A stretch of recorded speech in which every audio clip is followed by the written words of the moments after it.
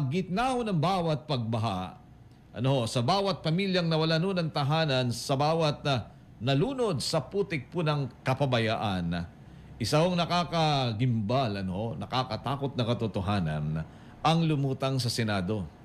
Meron hong ghost project, multo na proyekto sa flood control. Ang proyekto raw ay para sa proteksyon laban sa baha. Pero sa aktual, wala. Walang kanal, walang dike, walang bakas ng konstruksyon. Pero may pondo, may perang inilaan, may perang nalustay.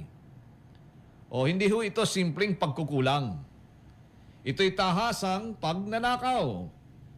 Pagnanakaw, hindi lang ho ng pera ng bayan, kundi karapatang mabuhay ho ng ligtas. Habang ang kurakot ay nagpapasasa sa pondo.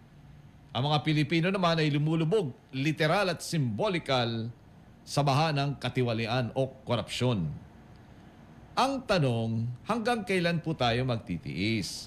Hanggang kailan ho natin to hahayaan ang mga magnanakaw sa gobyerno na magtago sa likod ng mga papel, ng mga peking ulat, at mga magagandang ngiti sa kamera?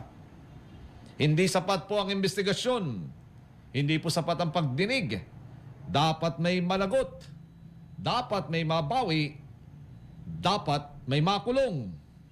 Dahil sa bawat patakpo ng ulan, wag ho nating kalimutan, meron ng dugo ang tubig.